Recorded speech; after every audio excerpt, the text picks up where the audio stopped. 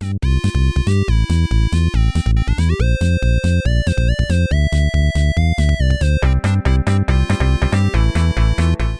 everyone and welcome back to whatever the hell this is. We don't really have a name for it. It's just basically me and Matt getting together to talk some Last of Us Part 2 criticisms. Because I think it's fair to say that this game has sort of divided public opinion a fair bit. It's the Star Wars of the gaming community at the moment. It really is, yeah. But I think it's more 50-50. I genuinely get that impression. I know the Metacritic score's quite far down and everything, but my general impression from just sort of comments and going through my timeline and that is that there's a very vocal minority who have basically review bombed this, and realistically it is very much a 50-50 thing, and the people who don't like it aren't necessarily hating it as much as they're just not that impressed with it. Yeah, there's basically no one's complained about the artwork, the graphics, the gameplay or anything like that. I've not seen any complaints about that. The only complaints I've seen is about the story. Yeah, and they're going to be what we're addressing today. Yeah. So, Matt, you're actually going to bring up the criticisms and we're then going to discuss them. I've not seen them, so I'm literally going in completely blind here, and I'm just going to get my natural reaction to each of them. Obviously, I have seen the criticisms online, but I don't know which ones Matt's going to bring to me. You've picked like what you think are the most prominent ones I've picked around. Up, like 8 sort of the most I've gone through and people are complaining about the most. Yeah, so we're going to both address those. Before we do, I think let's just quickly go over our opinions of the game. I mean, I've already put out my non-spoiler review, my first impressions, my spoiler review. Yeah. So my impressions are very clear that I think it's a 10 out of 10 masterpiece. Yeah. I'm not going to say it's flawless because nothing is. The first game wasn't flawless. This isn't flawless. There isn't such thing as a flawless video game or piece of media. But it's as close, it is a masterpiece. I don't have any real problems with the story. I understand some people's criticisms, but I think overall, once you get to the end, the positives way outweigh the negatives, and it all makes sense come the end, I think. Yeah. Well, yeah, maybe my opinion will change when you bring me these criticisms, but Yeah. Yeah, I completely agree. I loved it playing it. Shouldn't note there's going to be a lot of spoilers coming in through this. So if you're not good. The Last of Us 2, go finish that, come back to us, and probably spoilers for The Last of Us 1 too. So yeah, good shout. Spoilers all round. Yeah, but yeah, I really enjoyed it. It is a very depressing story. Yeah, that is. At least I thought with the first one, there's hope with Ellie. She could be the cure. She could get everyone out of this. Whereas this game, I would argue that this game actually does end on hope again. I wouldn't know. I would. Because, okay, jumping right to endgame spoilers here quickly before we start any of these criticisms. But I just think the fact that she makes the decision, again, last warning, endgame spoilers, not the movie, end of this game, spoilers. That right at the end, Ellie chooses not to kill Abby. She has that last minute change of heart, that realization right at the end that this isn't going to help. This isn't the right way to go. This isn't me. This isn't the person. I'm not she's a cold-blooded murderer. She murdered a lot of people. But, to get there. But, I think she realizes that she doesn't want to be that person anymore. And being that person is just ruining her life. She's losing everything, So it's all depressing up to that point. But it literally ends with her just with this last little bit. Or not that she necessarily has hope, but we have hope for her as a character, if that makes sense. That she's not this... I think if she had just killed Abby, then it would have just ended on this bleak, depressing... She's just a revenge-loving murderer. Revenge-loving. Seeking murderer, you know what I mean? And it's no one would have blamed her, and we could have identified with that, but the fact that she chose not to, and eventually she did the right thing, which Abby didn't do... Well, when she by killing Joel, she. I'd say she knows she would have been just as bad as Abby if she had done it. It gives Ellie that redeeming quality that is still good in her, but it's still she lost hope. Everything because of it. Yeah, But I think, she lost her family. but I think she there's lost hope. her fingers. You know. Yeah. Oh, when she couldn't play the guitar at the end. Oh, Oh. that broke me. When she couldn't play that riff. I was like, no. Yeah, and you're doing it, you just hear it out of tune. It's like, Yeah, oh and you no. can't actually strum it anymore, and it's like, Yeah. But that's what I mean. I think that she could still get back with Dina because she didn't kill. Because she didn't kill Abby. That leaves her with a bit of hope. That Yeah, I she can can see still that. get Dina. Like, I think Dina would take her back if she finds out that she didn't. You know. So I think it's didn't. just the fact that she had to leave them to do it. That's so bad. Like she Yeah. Well, didn't care about that's the anything thing. else. She is so focused on getting Abby that she's willing to Yeah, sacrifice everything for it. I suppose it all comes down to it's all subjective, then how you took it. But for me, I took it as she did lose everything, and it's horrible, it's devastating. But she still has her life. Abby still has her life with Lev, and I think the door isn't 100% closed on Dina. Is the way I read it, especially when you see her. The last shot is her walking off in the garden. I see that as her going to find Dina. Yeah, personally, I hope so. I don't see that as her setting her off on her own or anything, you know. But again, that's all down to everyone's going to view that differently and have their own way of, you know, reading that ending. But anyway, because that was one of the main points. Is a lot of people were unhappy that she didn't kill Abby at the end. That this whole story was a revenge story of her killing Abby for what happened to Joel. And okay, is this one of the criticisms? Is this one of the 8? Yeah. Okay, so I feel like we've already addressed that. I feel like yeah. just what I said then is it's because the game actually, for all its darkness and depressing tones and all the rest of it, it does end on this positive note. Yeah. And I think that's my justification for that. Maybe it doesn't make that much sense that she's killed all these people up to this point, and then, but maybe that kind of plays into it as well. She has killed all these people, and this game, more than any other game before it, really plays on these are people. You know, they all call out each other's name for help and stuff like that. It's been a horrible journey, and it is, you know, absolutely messed her head up getting to this point. Does she look at it as that one more kill is what sends her over the edge? Maybe, you know. This girl's been through, you know, a lot of trauma, and you know, things that are gonna make it clear that she's got PTSD. Yeah, completely.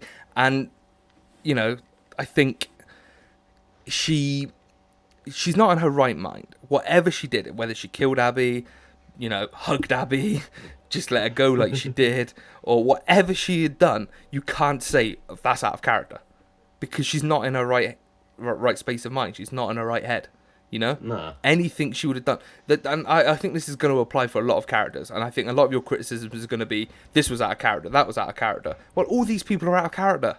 They're going through a horrible experience. Yeah. There's no such thing as, like, you know, God, this person always acts this way. Now they're not. Oh, I don't like it. You know, look at the world they're in. How can you say what's in character when you're in this post-apocalyptic climate?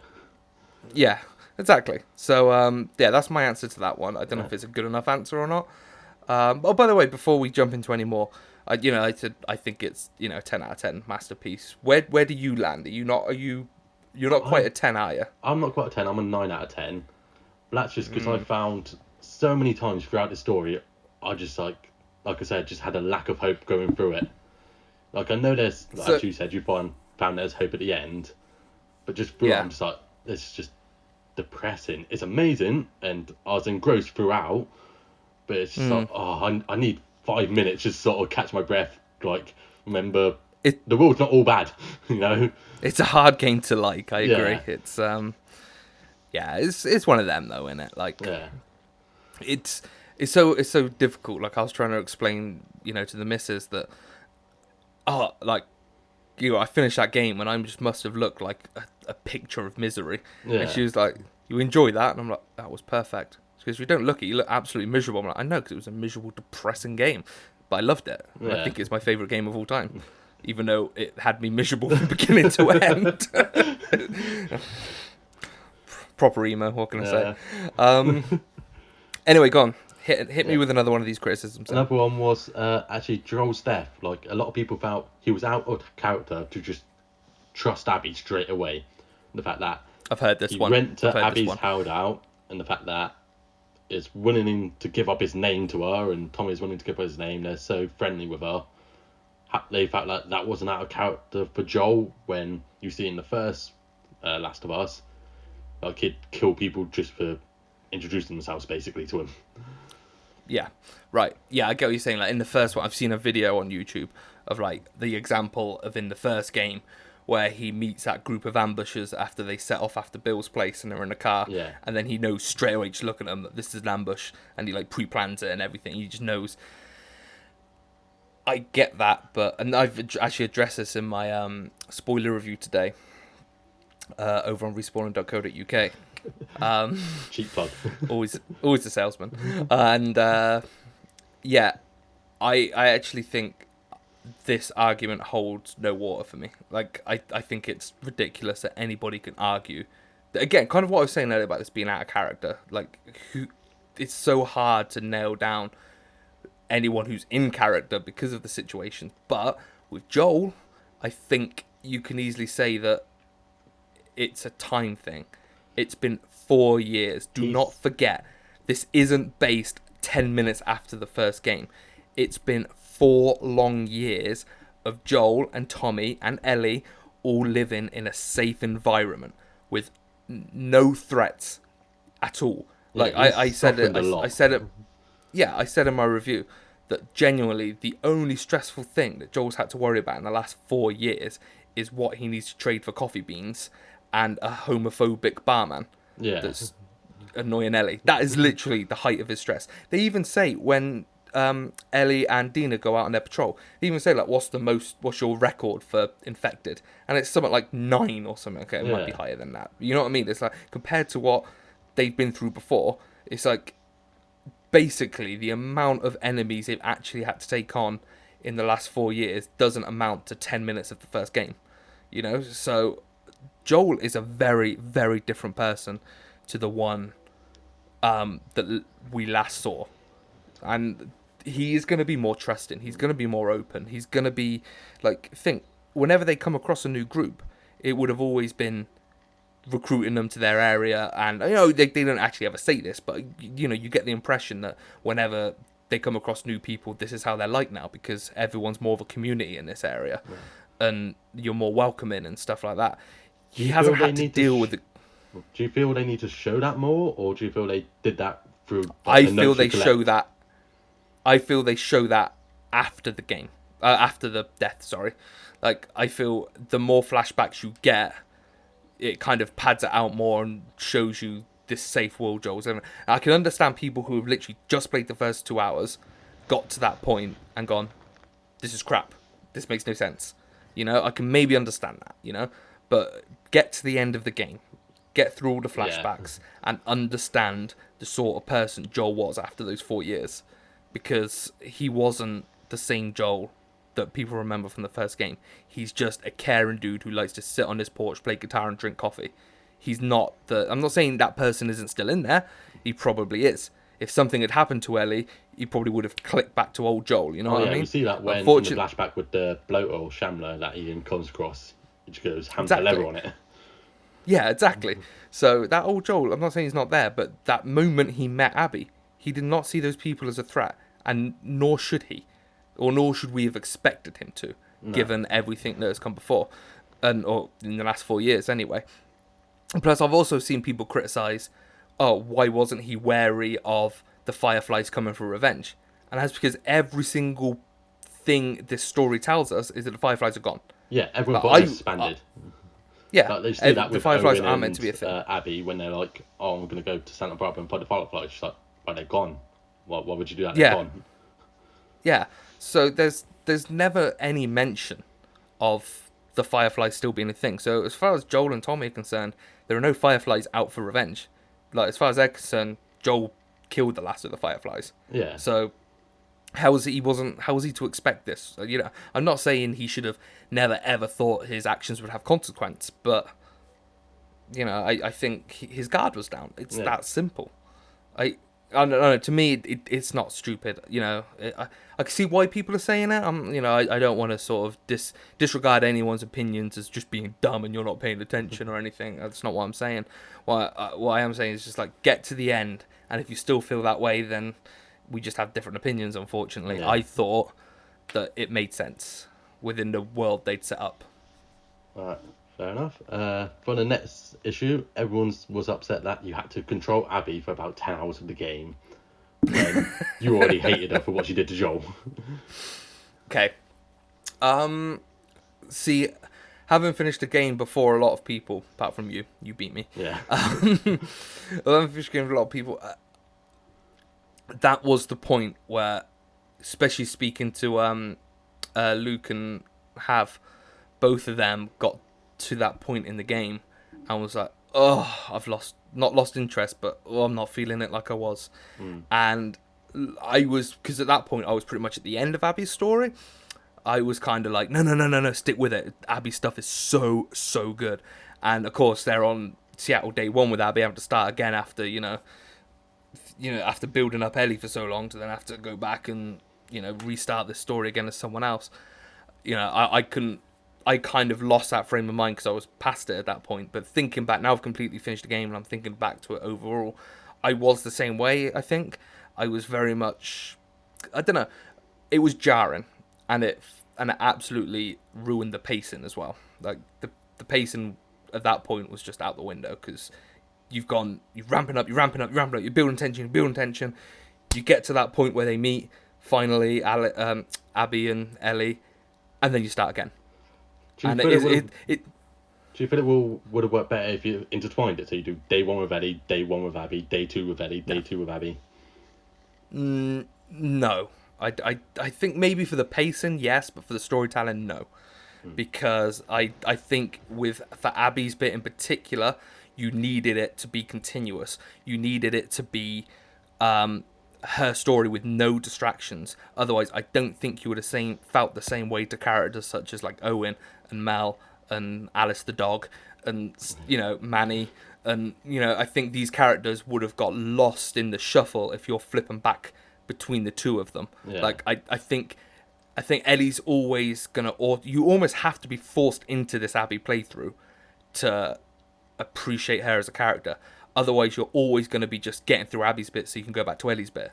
Yeah. And don't get me wrong, some people feel that way about the entire Abby bit anyway. You've got to play Abby for 7 hours to get back to Ellie. And a lot of people felt that way for the whole thing. And if you did, fair enough, But for me, it was a bit jarring at first. It threw off the pacing. It's not cool that you have to restart, basically. But the more I got into it, pretty much straight away, I was like, oh, cool, the stadium that I've been reading about in the notes. If you're invested in Seattle as an area and the story of the Wolves and Scars and, the rest of it, then I think it's kind of rewarding experience straight off the bat for Abby. Obviously, you get the flashback, which is amazing with her dad and everything. Yeah, I think that's incredible. Straight away, I think that flashback gives you the sympathy for the character. So straight away, you've got the sympathy, but you still don't like her. It humanises her a lot, which I feel whenever you're controlling Ellie and you see Abby, you don't, she's this big beast, she's got a monstrous face and her, always angry, she's always wearing one of those tank tops. You don't see her as human. She's a villain. She's a typical villain. And then you do her story and it humanises her a lot. Yeah, massively so. And they start by giving the backstory, so straight away, bang, you've got sympathy. You realise why she did what she did. And straight away, that made me okay with the Joel death a little more, because I've always been one of those people banging the drums that Joel is a villain. Joel is a bad guy. What he does at the end of the first game is what you would expect from a villain. You know what I mean? Okay, he cares about this one person. Yeah, but he dooms society for a selfish need. We can all understand why he did it, and we all, connect with that. But he's a bad guy, and he's a bad guy who, I'm going to get powers for this, got what he deserved. Yeah, absolutely. In this world, and so straight away with the flashback to Ellie, you get that, and then flashback, Abby's flashback to her dad dying, you get that, and then you start Abby's story from day one, and I think what I enjoyed first was just getting to know Seattle, like I said, because you've heard about it from all the notes and stuff like that, like the stadium and the the scars and all that. So then to actually see it, I thought that's pretty cool. I like that. And then as the game moved on, you started to get to know Owen, And I think Owen's story, like, Owen is too pure for this world. Owen was my favourite new character in this. I think I agree. I want to say Abby, I was, but Abby wouldn't be Abby without Owen. Yeah. You need Owen. I also like Lev a lot. But I more like Lev for what Lev means to Abby more Yeah. than Lev himself. If that makes sense. Lev is essentially Ellie, like Joel's version of Ellie. Yes, 100%. And it's blatantly meant to reflect that, Yeah. isn't it? Like that, the Abby Lev relationship is meant to remind you of Joel and Ellie, and the fact that a lot of Abby's like her weapons and stuff like that, like she uses the shivs, she's got the flamethrower, she's a lot closer to playing with Joel than Ellie is. Yeah. That's no mistake. That ain't coincidence, you know what I mean? She's meant to remind you of Joel. Yeah. And it's when you then get Lev to look after, then it's like, well, yeah, this is reflecting it. And it's a bit, you know, sort of, you know, it's a bit obvious, and, you know, you can see it coming, like, straight away, like, as soon as you play as Abby, it's obvious what they're trying to do. It's like, oh, they're trying to humanize her. And I think this is what's turned a lot of people off. I think a lot of people straight away went, I know what you're trying to do. You're trying to humanize her and make me okay with it. Yeah. I don't like that. You know what I mean? And I think it takes a lot of people a while, and that's why I'm always like, just stick with it. Be open-minded. Just play her story. And imagine you didn't have Ellie's story. Because that's what I look at. This is 2 games. You know, Ellie's story alone, if you just count Ellie's bits, that's enough for a full game. Yeah. You know, that's probably not too... I mean, I can't quite remember, but I think the first Last of Us only clocks in at like 17 hours, something like that, is it? I'm not think. sure exactly. I'm sure you know better. Yeah, than I do. but I'm sure it's, you know, you wouldn't be too far off just Ellie's bit in this game. So you're just getting a bonus game. So Yeah. you're getting free That's stuff. what a lot of people felt. be happy. Some people saying like Abby's story just feels like it should be DLC, which for me I don't feel. I feel it's crucial to add in both her story and Ellie's Yeah. story. Yeah, because otherwise you would have got to the end and just wanted to outright murder. I think it's genius that when you do the boss fight with Abby and Ellie, and then Ellie against Abby, when you're doing Abby against Ellie, at that point it's took me a while, but by like day 3, I now like Abby as a person. Whereas at first I sympathised with her, then I liked the story of Seattle, then I started liking her friends, like Owen and all the rest of them, and then the last step on day 3 was now I like Abby. You know what I mean? And it took a while, but I got there. I never had the turn to liking her. I sympathised her. I saw her as a human character, completely understood her motives, and But you never liked her. never actually liked her. Like even like when like you're not meant to really like Joel, like you'd see like those reflections of him. I liked playing as Joel in the first game. I just didn't really enjoy it as much with Abby. It's fair enough. Like, I know there's going to be a lot of people who don't connect with her in that way. Yeah. And that's because she is abrasive. She is a bit rough around the Yeah. edges, you know? She's... But then I completely understand why she has those qualities, why she's like that. Oh, yeah. Like, it's like, I love that she's henches anything Oh, yeah. because she's got a mission to go and kill Joel. And Yeah. that's why she's... Like, when you first see her, like, back in... back at the hospital, and when her dad dies, she ain't like that at all. She's just like this. She's a more timid sort of young lady. She's a and kid. then 4 years later, she's massive, and she's Yeah. like this killer machine that's gonna come out for revenge. And I don't know. I kind of like that. I think that's really cool. Yeah. Yeah. No, you know, the fact that they killed off Joel, and I like my hatred for Abby when that happened was mental. And my thoughts were, when I get hold of her, I cannot wait to button bash square and like just kill the out of her. You're gonna have to edit that, I'm sorry. But you know what I mean? To absolutely just murder her senseless. And the fact that when you get to that point at the right end and you get to Ellie versus Abby, I had the same feeling I had when I was controlling Abby fighting Ellie, was I don't want to do this. Like when I was controlling Abby, I mean, you said the same thing to me. Purposely letting yourself die all the time. It's like, this is what I want. I don't want to defeat Ellie. Stop making me do this. It feels horrible to play. But I was so surprised then when it flipped, like however 2 hours later or whatever, that then I felt the same way about controlling Ellie and Abby. And there's the bit where you're meant to be drowning and you're meant to be bashing square. And I remember just kind of being like, I don't want to do it. I don't want to do it. I want to let her live. And at that point, it's like the game worked, the story worked, because that's what they wanted. If you don't feel that way and you still want Abby dead, they failed. Yeah. But if you don't, if you felt like I did, and like actually no, I've come around to this character, I don't want to see her die, and then Ellie also makes that decision that she doesn't either. Okay, she's not seeing what she does have complete different reasons to us as the viewer, but still, I think they've done their job. See, what got me is like why I was a bit hesitant to kill Abby. I still wanted to, but I was still like, whenever Matt's like, I ain't letting it go. No, I was still hung up No on amount of goal. story. But then it's sort of, you see Lev or something in the corner, and you're like, I can't do this because he's still just a kid. He needs her. So you're doing it more for Lev than Yeah. for Abby. Okay, so to me, the two come hand in hand now. Yeah. Quick question before you throw the next one at me. If they made a Last of Us 3 and it's just Abby and Lev, would you be excited? I don't think I'll be as excited as I've been for Last of Us 2, but, it's still going to be an amazing game, isn't it? So, yeah, I'm going to be excited. Yeah. Okay. See, I would be. I want more. I need to know what happens next with Abby. Yeah. I do.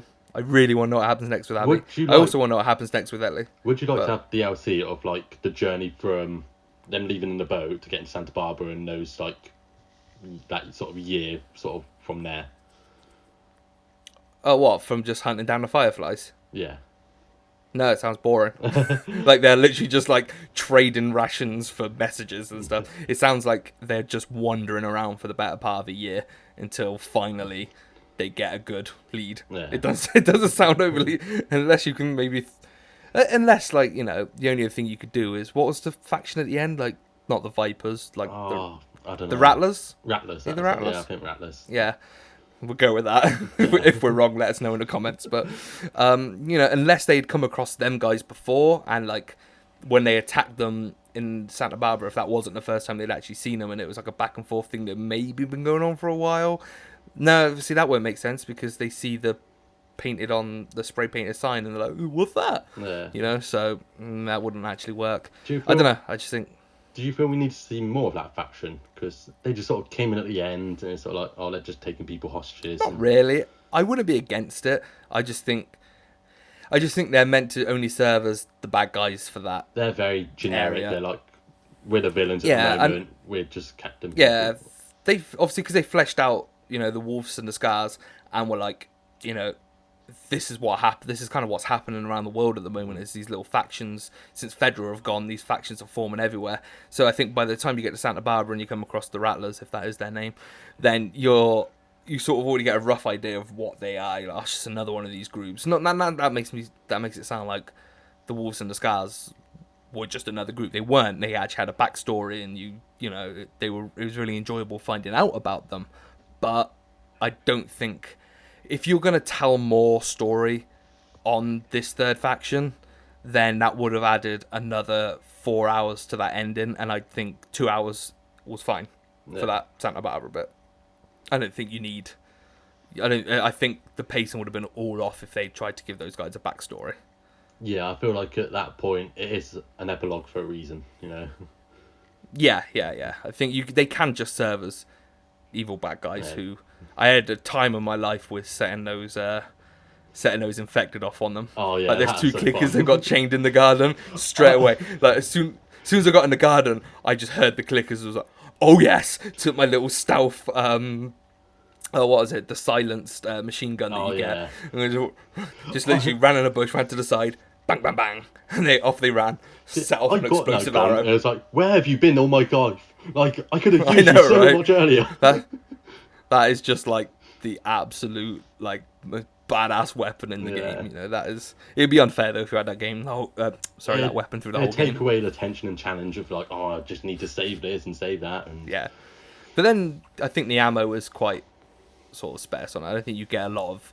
I don't remember picking up too much ammo for it. So anyway, next. The next point is, how did Tommy survive after getting a gunshot in the back of the head? Clearly, like, how did he manage to survive that? Plot armor. Yeah. Ellie needed a reason. Okay, right. Do we? I've only seen his death. It's not death, obviously. His being shot in the head once. Have you watched it more than once? I have, yes. Is it clear that he is shot through the back of the head, or could he have just been graze down the side of the head like Lincoln in Mafia. It is clear he is shot in the back of the head.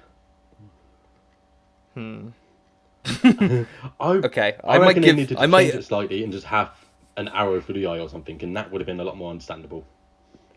Okay, like, thing is, it's one of them things. Like, not every person in the history of mankind has died when they've been shot in the head. Somebody may quote that and be like, "You stupid idiot." Yes, they have. Well, but I'm sure I've seen stories where people have been like shot in the head and they just do have a dodgy eye and just like absolutely messed up, but they survived. Well, I'm literally like seeing something going around on Facebook at the moment of like some guy who was shot in the back of the head while he was sleeping by his wife, and he just woke up with a headache. There you go. See, it's not. I think it's a stretch, and it is one of those things where he's got plot armor, and he has to be there to convince Ellie to go for revenge one last time. Yeah. I would say my biggest issue is not the fact that he survives that, because I think it's very not unrealistic, but you wouldn't expect. It's unexpected and it's a bit weird. Maybe like you said, they could have done it a little different. It's not enough to anger me. It's a lot to suspend your disbelief in that moment, but you can if you want to. Yeah, I don't think it was. I was never like, you should not be sat here. This is ridiculous. I was never at that point. I was a bit like, Jesus Christ, Tommy, you cannot die. But I wasn't. I wasn't at the point like, this is ruined now. This is unrealistic. But I think for me, it was more of his drastic change in character that kind of got to me more. Like, all of a sudden, he is willing to basically screw up Eddie's life to convince her to go after Abby one more time. Yeah, and I thought that was like, it was a dick move from Tommy. It was, yeah. He turned into a complete dick. But then you think about it at the start where he's so hesitant, like he wants to stop Ellie from going to Seattle. Now he's like, no, you need to go do this. I can't do this. Do it for me. Yeah, he is a complete different character come the end of this game. He, out of anyone else, changes the most drastically. But that goes back to what I was saying at the beginning of this whole thing, that the world they're in, the story they've been through, everything that Tommy's been through. Tommy has literally gone for revenge for his brother, been in all these shootouts, basically took down half the wolves by himself, as Ellie, I know, but like, he's done a lot of this without the help of anyone else, and basically been a gun pointed to his head, watched like Jesse get shot in the face and then get shot in the back of the head himself, Possibly just for Abby to still... And brain damage, can't walk properly, his wife's left him, and basically he's got nothing left. That's all he's got left is this vendetta, this hope for revenge. Yeah.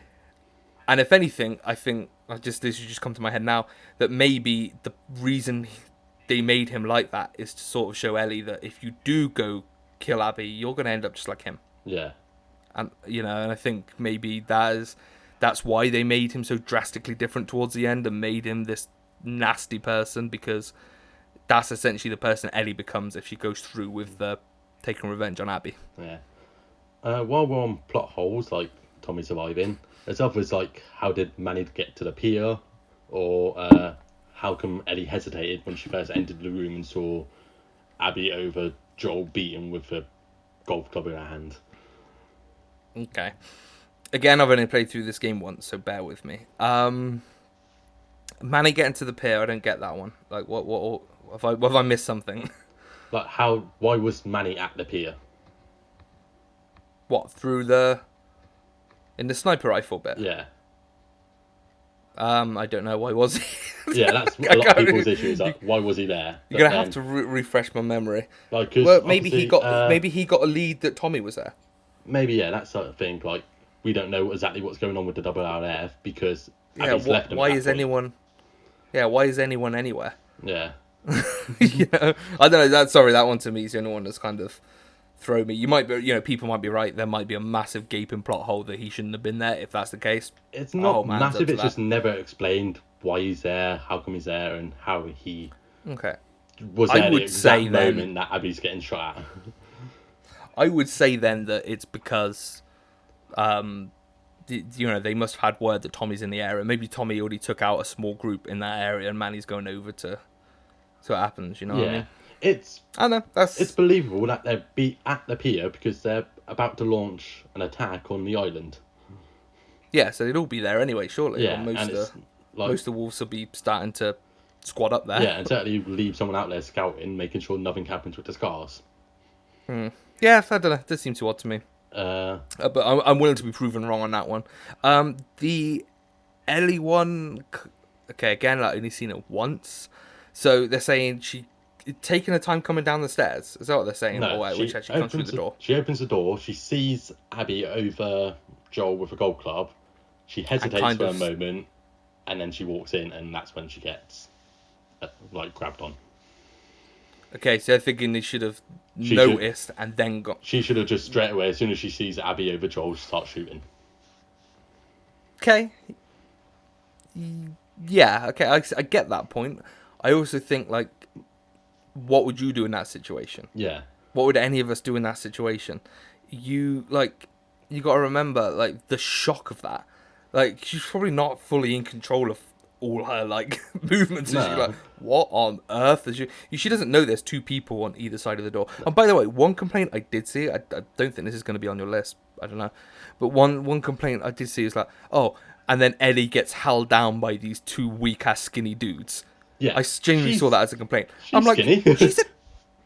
she's a young woman. Yeah. And they're two dudes. I don't care how skinny. I don't care how often those two guys hit the gym. There's two of them and one of her. And they jump. It doesn't matter. Like, she's not gunning for them. She's gunning for Abby, and they get a hold of her then. Yeah. But as far as the hesitation goes, again, this is one of them things where it's like, it's not so drastically out of character that it takes me out of the story. It's just the way she happened to react in that moment. It's, how would any of us react if, one of the people we love most was in that situation? Would we just run and gun? You're gonna freeze up a moment, aren't you? Yeah, exactly. I don't think you're gonna be like, oh, go into tactical mode. Right, scout out the area. You know what I mean? You're not gonna go all Metal Gear Solid and go into like proper precision mode. You're gonna lose control of your sort of bodily functions in a way. Yeah. I'm not saying Ellie's sat behind the door herself, but what I mean is, like, you don't know how you're gonna handle yourself in that situation. Maybe it was a bit strange of her, but I don't know. Again, it wasn't enough to take me out of the story, and so I feel like I'm just batting all these away. Like, no, you're all wrong. I'm not saying that people are wrong to feel this way. I'm just saying this the reason I didn't. Yeah, that was a moment that I never really thought about until I saw it brought up. And then even going back and looking at it, it's sort of like, no, I get why she hesitated. Okay, so you haven't watched it back with that in mind. Yeah. You're still on your original opinion that it doesn't seem weird. Yeah. It just feels like a natural thing that someone would do in that situation. Yeah, I remember first watching that scene and not ever thinking at one point, this all feels wrong. I mean, it feels wrong because you don't want it to happen, but none of it feels like, oh, this isn't actually how Ellie would act. This isn't actually how Joel would act. Because, even going back to the whole Joel thing, I feel like they're different people to what they were before, And Ellie's going to have the same issue as Joel, as seeing that situation is going to be a shock to her, because all she's ever experienced for the last 4 years is going out on patrols and killing infected. Yeah. As far as we're aware, they never tell us otherwise, but as far as we're aware, they've not come across a group like the Wolves in 4 years. No, well, you see it straight away when Tommy and Joel arrive at that group. They're welcoming them back to Jacksonville. Like, come through, get what you need, and then go on your way if that's what you want. Exactly. So, yeah, I don't know. Another thing is people are upset that they didn't kill, like, the WRS didn't kill Ellie and Tommy. They feel like a lot of characters showed a lack of survival instincts in this. Okay, yeah, I've seen this. That, you're surely got to expect Ellie and Tommy to come for revenge. Yeah. I think that comes down to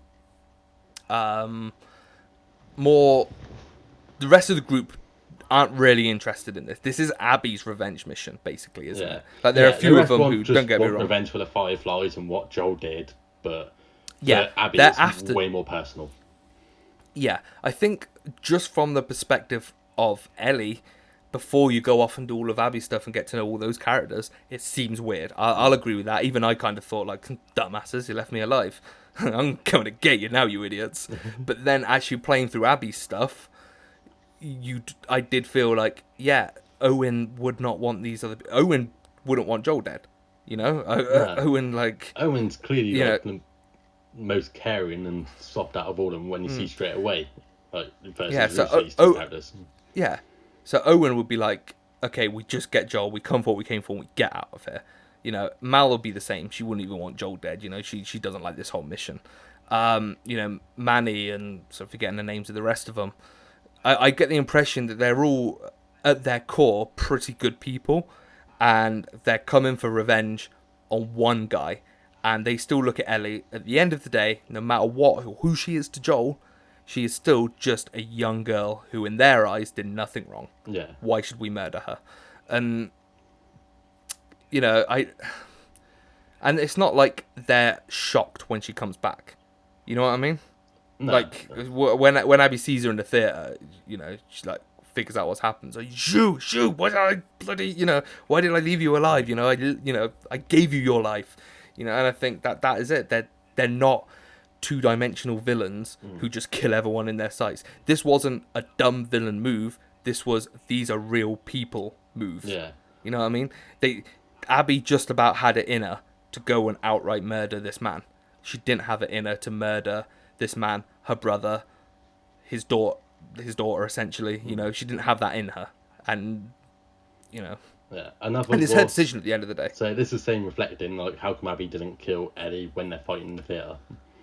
I feel that comes down to Lev really for me personally. When she sees Lev and she sees his Dina's pregnant, she's like, I can't do this. Yeah, I think Lev is her her conscience in a way. You know, because there is that bit in there where it's like she's about to kill Dina, and if Ellie hadn't said anything, she would 100% have killed Dina in that moment. Yeah. It's only when Ellie shouts out, "She's pregnant," you know, and she's like, "Good." Yeah. and Lev's like, "Dude, what are you doing?" Yeah. and then Abby is kind of like, "Yeah, actually, this is dodgy." Yeah.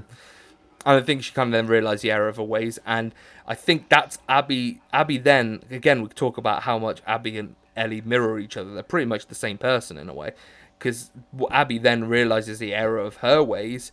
Like she knows at that point she shouldn't have killed Joel, and what she did was wrong.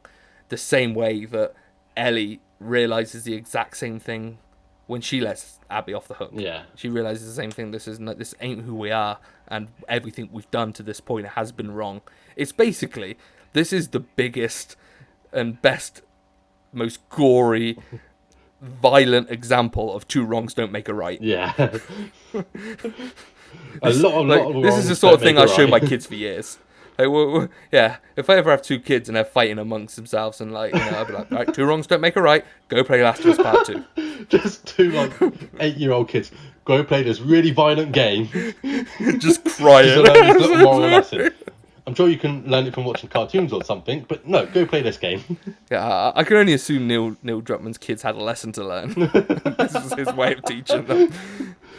But yeah, like I think, yeah, I kind of think they both just come to their senses. Basically, I think they realise that just keep killing people isn't gonna help. Yeah.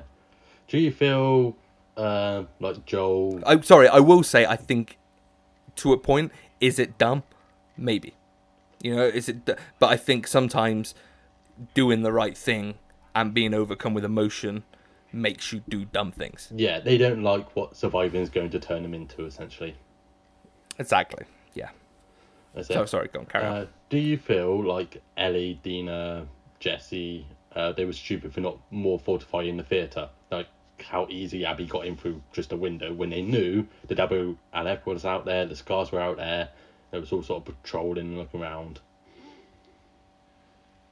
Damn it! Yes, that is stupid. Yeah. I'll give you that one. No, I'll give you that one. Yeah, I did think when I broke in as Abby, my first thought actually when I got to that window was, oh Ellie. Yeah. So Olive's too easy. Like, yeah. why did you leave this window open? Yeah, no, I'll give you that one. I will. It doesn't. Don't get me wrong. I'm not now gonna say, oh, this game's no longer a 10 because you're going through that window too easy. Yep, Ellie did something stupid. Yeah. Ellie, Tommy, and Dina did something stupid and left that window open. Yeah. I mean, she did have to. They couldn't get up the ladder, could they? She had to get Lev to jump up and break the ladder down. But it's still just so it was you. You couldn't just walk in, but Yeah, Also, it was it fortified didn't take a against genius. clickers and that lot, but it wasn't against Yeah, the yeah. general public. Yeah. Like a group of more than one person Yeah. can break into that. Yeah. No, okay. No, I admit that was probably a bit dumb on their part. There's probably you could probably think of an excuse for it, but yeah, it should have maybe been a little harder, Yeah. or there should have been, because we knew that route existed, because we saw it with Ellie already. Maybe they should have picked maybe something like a little underground route that they didn't even know existed. That would have been a better way to do it. Yeah. So no, fair enough. That's one criticism so far. I'll admit to. Right. So a lot of people found a lot of these new characters, such as Dina, Manny, Owen, found them a lot unlikable. They just never They're connected wrong. with them. They're wrong. Yeah. For me, I'm the same. Like, I love Next. every single one. Really? Are people saying that? Yeah, a lot of people just didn't like them. I Come feel off it. that's I more just a I case can't help of- you if you don't. To me, that is, and I don't. Thing is, I'm not going to sit here and say your opinion's wrong. If you don't like him, you don't like him. It's fair enough. But for me, I can't help but feel you're just not giving him a chance because you don't want to like Abby's side of the story. You've made up your mind.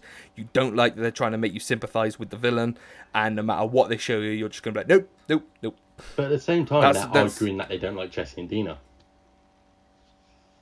Oh well, then I can't help you. Then sorry, you don't need this game to sort of make you sad. You're clearly already I sad feel inside. they How wanted can you to- not like Dina and Jesse? Yeah. They're I feel so they just well wanted written. A repeat of the first game, pretty much beat for beat, same characters. And the fact that we've got Yeah. these new ones, they just didn't like. Yeah, what's your problem, Jesse? What? Jesse and Dina aren't Henry and Sam Yeah. and Bill. A lot of people Like- didn't like.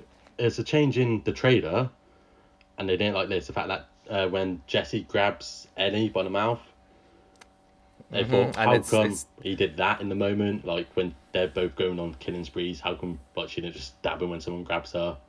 And they didn't like the fact that it was changed for the trailer. It was a bit risky on Jesse's part. There's no doubt about that. But I don't know. But he does like, talk yeah. straight away. Like he's straight away like, He does- it's me. Like It's not like, yeah, and he's not like grabbing around the throat or anything like that. He's literally putting a hand over the mouth, going, shh, shh, shh. You know what I Yeah. mean? Like that. You've seen that in movies so many times. Yeah. Like that is just typical movie 101. yeah, he's just sort of I've getting seen- that out of the way, out of sight, and it's like that's me, essentially. Yeah, he's doing it for her own good. And- The trailer swapping thing, by the way, I've seen a lot of people complain that like they use because they in the trailer they got the flashback to the hospital where Yeah. Joel finally is truthful with Ellie, which by the way, broke me. Yeah. And they use an older character model in the trailer to throw us off to thinking that happens in real time or in more modern times. Yeah. And then again, obviously, like you say with the Jesse thing, they use a Joel model for that instead of Jesse. I'm 100% not only okay with this, but encourage other game developers do it. This is like the MCU 101. Yeah. and The movie's been doing this for I love years it. now because Throw me yeah, off. I sites love. like There's nothing ourselves, worse. sites like any other sort of preview Yeah. sites take that just trailer and be like, well, this is what's going to happen. Then they need to change it Yeah. somehow. What's great now is when I watch the trailer, if I watch the trailer for any Marvel movie, I watch some things and go, I have no idea what's going to happen in this movie. Even though you've shown me stuff in the trailers, I'm like, this could all be made up. Yeah. Like literally, I go into most Marvel movies now expecting only to see like half the stuff that was in the trailers. I And expect to see the as title screen, somebody that's who- about it. Yeah, as somebody who hates spoilers more than anything in the world, I'm more than okay with this. I don't think smaller developers should start doing it. If you've got a new IP, for example, or whatever, not even small developers, just anything that's not something like The Last of Us, which sells itself. Like the same with the Marvel movies. I'm going to keep making that comparison. These things are so huge, they sell themselves. You don't need to show us anything. And half the time, I'd rather you didn't show us anything. So by doing this, that's as that you're avoiding doing that, which I think's amazing. So no, I was okay with it. I encourage it. I'd say again, unless you're trying to get something new out there, then by all means be truthful with us and show us it all. Or show us Yeah, a fair if bit of you it. know- But if it's something like The Last of Us, where most of us, I'd say like a good 90% of us are actively avoiding spoilers, then do more of this, please. Like throw us off. Of course I'm okay with this. Yeah. I encourage it. Do it more. I hope for Last of Us 3 to do it again. Yeah, if you know your trailer's going to get analysed, do whatever you can to divert us from that trailer. Yeah, I'm okay with that. If people aren't and they feel they've been lied to, I don't know. Fair enough. Yeah. Like, each to their own, but I'd say, maybe get over it. So I've only seen one final point on here. It's covering again Joel's death. Do you feel that it's just done to subvert expectations? No, it's done to no, because it's the way you got to tell the story, isn't it? And Like, you can't tell the story without. And plus, I without fully that. expected this death. Yeah, I going did. into I that, was Joel's so probably gonna die in unsure. this. I was lucky enough to pretty much completely avoid spoilers. I did see one. It was very much just a trolly, Joel dies, lol lol lol, sort of comment, which I didn't even take seriously. I was like, like there was no like I know like Luke got spoiled, for example. He got the spoiler. Abby kills Joel with a with club, a what do you call it? Golf club. Yeah, like full blown. There's too many details here for it not to be probably true. Well, I just got Joel dies, haha. Like, and I was just like, that you could just be saying that. Like, you know what I mean? Like, I don't know who you are. Anyone sort of doing predictions for the last two would have had that in there. That Joel could die. Yeah, or Ellie could and die, to be honest, I've probably also seen Ellie dies. Lol. Yeah. So luckily I pretty much avoided spoilers. I'd say, but I fully expected Joel to die. I will say I fully expected Dina to die. I was convinced Dina would be dead in the first hour. I can't believe she survived the whole thing and become such an important character. And I love it. I'm glad she did. But, like, I was shocked. So yeah, no, like I don't think Joel's death was just put in there just for the shock factor and to cause discussion. They wouldn't do that. Naughty Dog would not do that. Neil Druckmann wouldn't do that. They've done it because it's the story they wanted to tell. In fact, like when we got the review code through, it come with a message from Neil Druckmann basically saying, look, we would never do a sequel unless we wrote a story that this ain't word for word, but basically unless we wrote a story that made it worthwhile doing one, and we came across a story we felt was not only worthwhile but needed talent. So they've not done this for the shock factor. They've not done this for the sale. They've not done this to get Last of Us trending on Twitter. This is the story they wanted to tell. And for me, it was one of, if not the best story I've ever witnessed in a video game or any medium for that matter. So for me, it worked. Well, that wraps it up. That's about all the points we've got then. On that note, so yeah, again, sorry to just be like that guy who's just like, nope, you're wrong, and because you're not necessarily wrong if you feel that way about these criticisms. If everyone can feel the way they like. I'm not here to tell you, how to feel. I'm just saying this is why I think it's a 10 out of 10. And why I've gone through pretty much all these criticisms, not just what you just told me. I have had a look through online and like. There's not much I can agree with people slating this. And if you are one of those people who don't like it, don't go on Metacritic and rate it like a 2 out of 10 or whatever. Because, sorry, the visuals and the gameplay mean you start at a 6 and work your way up from there. You can't, anyone who rates this game below a 6 or 7, I can't take you seriously. You know what I mean? You're just angry because your favourite character died. That's the thing. I think a lot of it comes down to, is it a bad story or is it just a story you don't like? It can be, yeah, I agree. Some people can see it as a bad story. Again, these things are subjective, Like my favourite story of all time could be somebody's most hated story of all time. It's, it is what it is.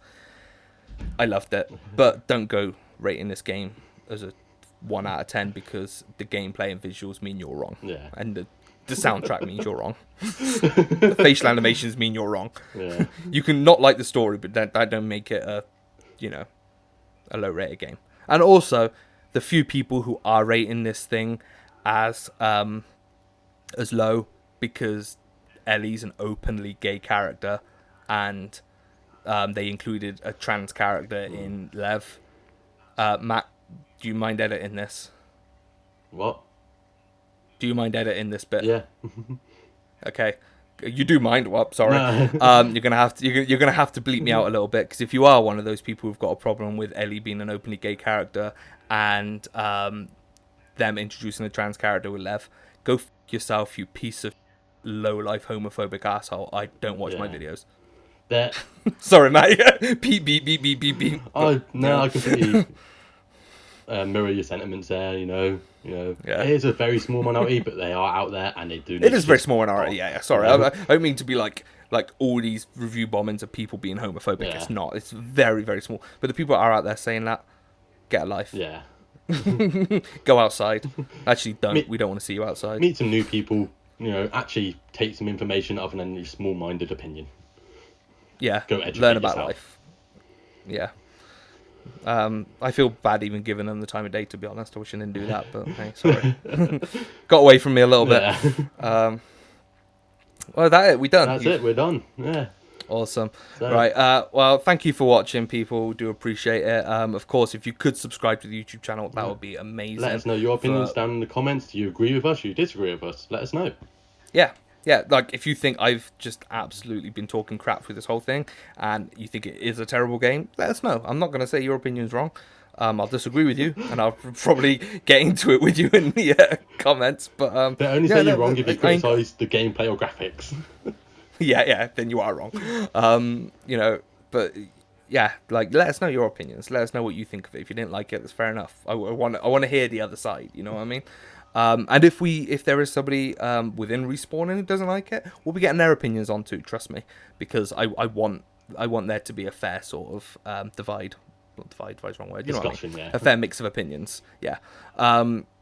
So yeah, again, thank you for watching. Subscribe for more great Last of Us content. Like I said, I've got my spoiler-free review out there on the website, respawn.co.uk.